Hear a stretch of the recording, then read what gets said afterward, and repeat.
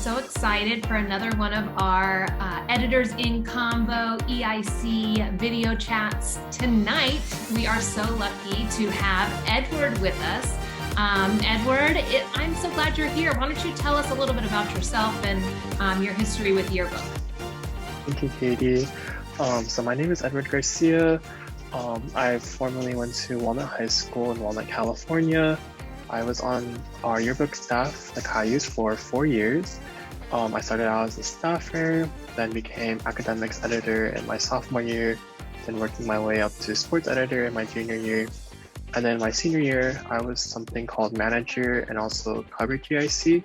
So at our school, we don't really do like traditional editors in chief. So manager was like considered like kind of like editor in chief because we split up the different roles. And then now I study at California State University in Long Beach, and I'm a first year biomedical engineering student. Biomedical engineering. So Yes. practically yearbook, right? I mean, it's like Yes. the same thing. I know. That's awesome. What made you want to do biomedical engineering? Actually, surprisingly, kind of came from yearbook. So we use a lot of in yearbook like design and having to lay out things. And I actually took a course in high school that was in biomedical sciences, but we use a lot of the same projects like Adobe Illustrator, Photoshop, like all these like free design programs, and those two kind of melded together. And now I'm here because like it combines two things that I love: science and then also design. Oh my gosh, that's really, really cool. I love that. That's super neat. So I know a little bit about Walnut and their yearbook program. And I know one thing they were really, really awesome at, and probably are still really awesome at, even though you're not there anymore, Edward, is coverage. They do a great job getting as many kids in the book as much as possible. And, you know, as that managing editor and coverage editor, how did you facilitate that and getting all of those kids in the book? So for starters, we had our coverage wall. So when we were in person, we actually had like a physical wall of all these names, and we would highlight them. And then every time we covered a person, we would highlight them. And we had like the system where if they're highlighted yellow, they were covered once in the book. They're highlighted in blue, that means they were covered twice. And then if they're crossed out on the wall, that means they're blacklisted or they've been covered at least 3 times already in the yearbook, so you wouldn't be able to cover them anymore and you would have to find someone else new. Besides that, we would also have coverage interviews, which is something unique to Walnut. So if you didn't know particularly the topic you were going to cover for like maybe a sport or an academic class, we'd actually gather people from that topic. Like maybe it was a sports team, you gather some team players, or if it's a class, then pull some students from the teacher's roster, and you would just sit down with them and ask them a couple questions like, what are you doing right now? What do you think is unique to your club, class, or team this year? And like just basically get like a feel for them, and then those would actually be your main angles on your spread, and then you will also find new coverage ideas from that and like people to cover, because at the end you would also ask, who would you also recommend to be interviewed for this, and like that would open up new ideas too. That's really great. I love the idea of having the people that you're interviewing suggest someone new, because that almost opens up your circle a little bit more, because you only know who you know. So that gives just a whole nother ring of people that you can bring in and interview. So did you pick the person and develop the story based on what they gave you, or did you go in with an angle that you wanted to cover and you found a person that met that story goal?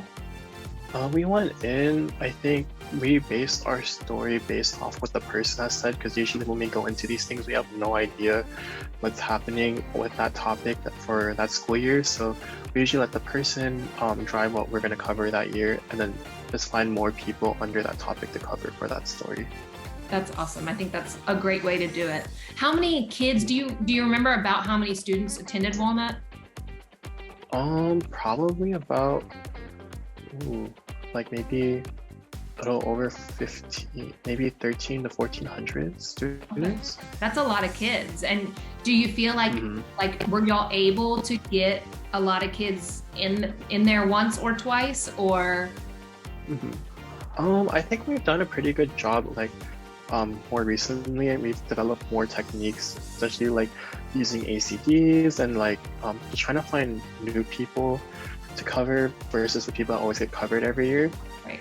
And I think we've done like a pretty good job, especially at least getting every person in once besides their portrait. That's awesome. I think that should be the goal for all of our schools, is at least try and get kids in once in their school picture, but then one additional time. So that's really great. You mentioned an ACD. I know what that is, but why don't you tell everyone, in case there's some out there that don't know about that all coverage device? Oh yeah, so an ACD, like what you said, it's an all coverage device, and it can be like any, usually for us it pertains to our theme, and we usually just ask like a general question to all students, and that's how we actually get coverage, by getting their quote, and then we usually create like a small packaging of that and then put it on our spreads. And then it just adds like another element of coverage to diversify your spread, and then also just add more people into the book. That's great. Yeah, those are a great way to just pack a bunch of people in and not a lot of space, I think. Well, Edward, you helped us with coverage, but as one yearbook obsessed person to another, tell me about, what do you think like your most important takeaway was from your time on yearbook staff in high school? I think for me, my biggest takeaway was you just have to take the opportunities that you're given and just go for it, and like just value your time, because we had this saying in your book that like what you put into it, you get out of it. And I like that, what my advisor had told me, like I kind of took that to heart all 4 years, because there's so many things that you get to do in your book that are not offered in your other classes on campus, like photography, story writing, designing spreads, and all these different things. Like you won't get that experience in like your regular math or English class. I think you're just absorbing that and just growing from that. I think that is like the biggest thing for me. That's awesome. Well, Edward, thank you for taking time out of your busy college life to chat with us a little bit, but we appreciate you sharing your knowledge and your experience with us, and I know that it's going to help a lot of other editors and just staffers in general who are on yearbook. So I appreciate it. Thank you so much for having me. Have a great rest of your day. Thank you.